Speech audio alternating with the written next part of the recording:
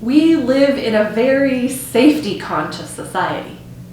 But I've been wondering lately how it affects us when we think that danger is wrong.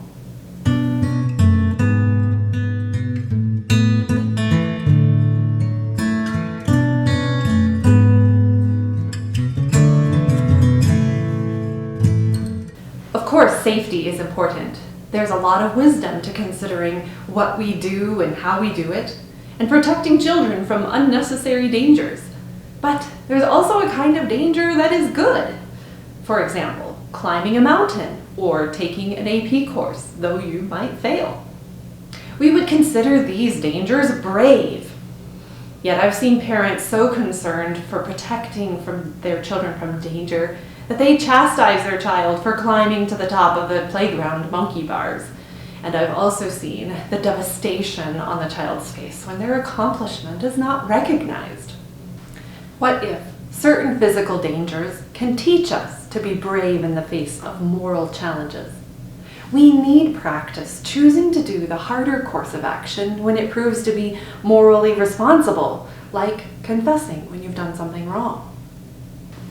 Danger is not always bad.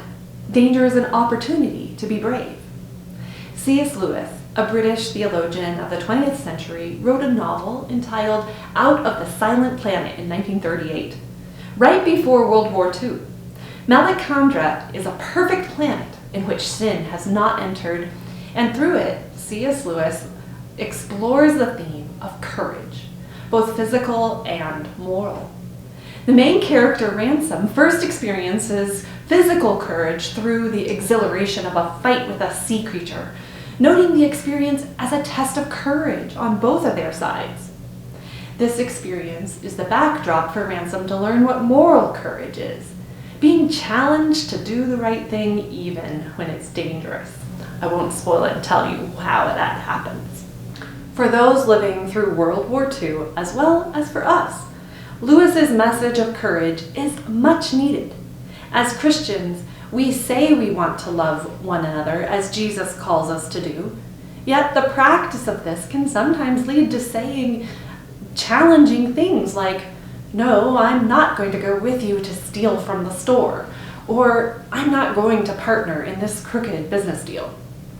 It takes moral courage to do the right thing no matter what the consequence to your reputation with your friends or financial success.